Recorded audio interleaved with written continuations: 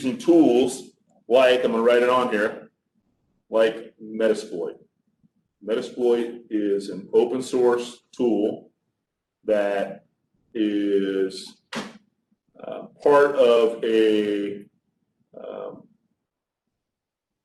it's an application that's part of another tool that is an operating system that if you're interested in playing around with some of the hacking tools, there's one that's out there called Kali Linux. So Metasploit is just like the word, the second half of the word here, it actually will scan and figure out which exploits, which patches have not been done on your computers. So if I had Metasploit on my computer right now, I could scan each one of your computers, figure out which patches have not been patched, and then inside of it, it's got a GUI that I just say, let's see if we can use that one. And then it attempts to try to see if it can pick that scab and then get access to your machine, which typically it can't. I mean, why would somebody want to do that? Well, maybe you got some nude photos or something you're keeping on there, or maybe you got some credit card information. Usually it's money, something to deal with money. Yeah. So Metasploit will actually look at the different patches, and it crafts the exploit for the patch.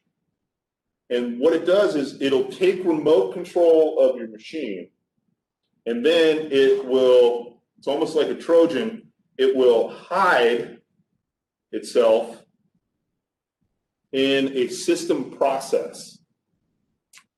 This Explorer window has a process that something like the software like Metasploit would do, is it would take over that Windows Explorer so you wouldn't even know that it's running on your machine. It wouldn't say Metasploit's running in, in system processes. It would take over a known process, like this right here in your processes. I have all these things running. It would take over a known process that I have on my machine, like Windows Explorer, and just hide behind that. And so antivirus will catch it if it's up to date. If the antivirus is up to date, it'll catch it. But if you don't have a patch and you're running an antivirus, then, I mean, it's 50-50. You might as well coin flip that. But it's kind of neat. If you've never seen that, and we'll play around a little bit with that, because you will have a question on your exam on Metasploit and it being an exploitation tool, software exploitation tool. Okay? So we talk a little bit about the Trojan, and this is kind of neat if you've never seen it before. So what I like to do is typically what we'll see now with some of these more sophisticated Trojans that are out there is, let's say that you have a phone. All of us have a smartphone, right? So this is going to be my little smartphone here, and I got all these different apps that are running on here. Okay, so what this does is this phone will connect to some type of app store that's out there. And we'll just use Google Play for the example. Okay, so out here on the App Store, let's say that we have this thing that's called Angry Birds, right? So Angry Birds out here will be something that, you click on your device, it goes out to the App Store, you type it in, and you can download it. Well, what we've seen attackers do is they try to do some sort of typo squatting, and what that means is that instead of Angry Birds, they'll do something, they'll put an app up there that's called Angry, and maybe they got a 1 instead of an I. So an Angry Birds. But it's so subtle that you may not even see it. So what does that mean? They put that up there with the intent to hopefully get a few people to click on it. Well, in a lot of cases, what we're seeing, and Google's doing a better job with managing this now, is the attackers are taking the app from the App Store, the legitimate app from the App Store. They're downloading it to their machine. So let me draw a little hacker here. Draw a little hacker give him a smile here. And he's on his machine. He downloads the app onto his machine. When he downloads it onto his machine, what he's going to do is he's going to put it into a decompiler, or she put it into a decompiler, and then when they put it into a decompiler, that brings it up in its code base form on their machine. Okay? Once they put it into the decompiler, then they add nasty to it. Looks and feels and smells exactly like, in this case, Angry Birds. So with using a tool like IdaPro, which is a little bit more sophisticated, they can decompile it. They'll add their little nastiness to it and then recompile it.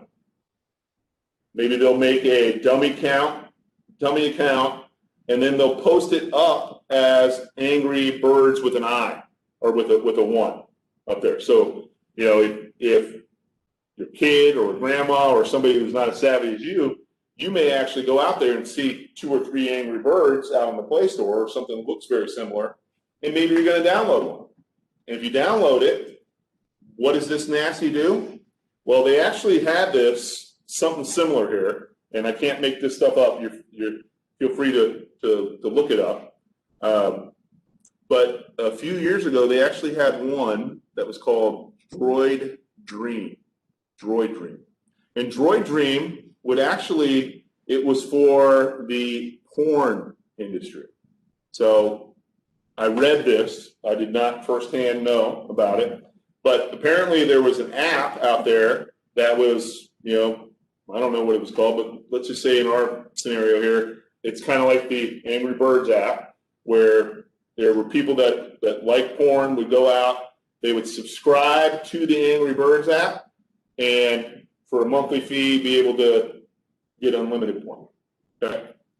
And what I read at the time, it was $39.99 that would be charged to your Verizon account. I don't know if I think it's happened on AT&T, but that's significant here. So check it out. What some people did out there is they downloaded the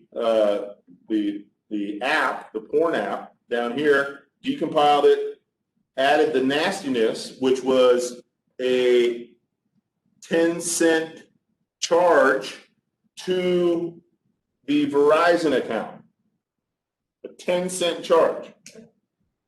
Right? How many of you guys look at your Verizon bill every month? A lot of people didn't even notice it. And so I know it sounds a little phallic here when I say it, but in that particular account, or that particular accounting of what happened with this malware, is over time it becomes what's called a salami attack. But essentially the 10 cents here carved up mean nothing to the majority of the people, the 10 cents. But over time, collectively, the sum of the whole ended up being significant amount of money that these guys were able to get prior to being caught. But that is something that we typically will see, especially if you're installing things from third-party app stores or side-loading things on your machine or device. And it can happen even easier on our desktops or our laptops as well.